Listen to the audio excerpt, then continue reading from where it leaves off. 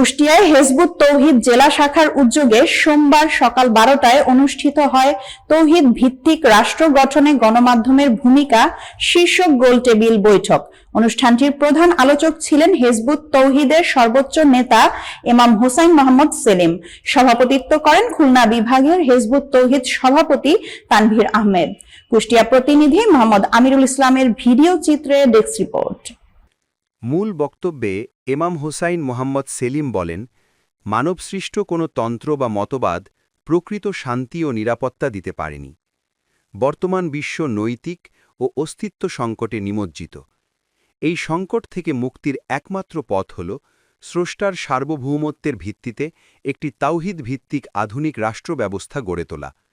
তিনি জোর দেন, এটি মধ্যযুগীয় ধারণা নয়, বরং আধুনিক ও প্রগতিশীল মানবিক ব্যবস্থা, যেখানে ধর্ম বর্ণ নির্বিশেষে নাগরিকদের সমান অধিকার থাকবে এবং ধর্ম ব্যবসা, জঙ্গিবাদ ও সাম্প্রদায়িকতার কোনো স্থান থাকবে না। গণমাধ্যমের ভূমিকা নিয়ে তিনি বলেন, তাওহিদ ভিত্তিক রাষ্ট্রে গণমাধ্যম হবে সমাজের প্রকৃত দর্পণ।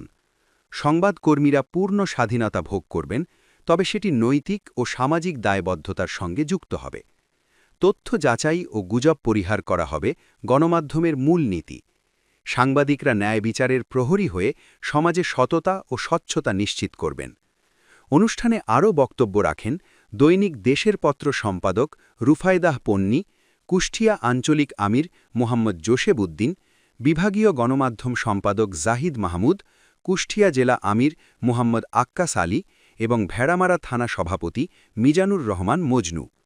মূল প্রবন্ধ উপস্থাপনের পর মুক্ত আলোচনায় কুষ্টিয়ার বিভিন্ন প্রিন্ট ও ইলেকট্রনিক মিডিয়ার সাংবাদিকরা অংশগ্রহণ করেন এবং প্রস্তাবিত রাষ্ট্র ব্যবস্থার বিভিন্ন দিক নিয়ে প্রশ্ন ও মতামত প্রদান করেন।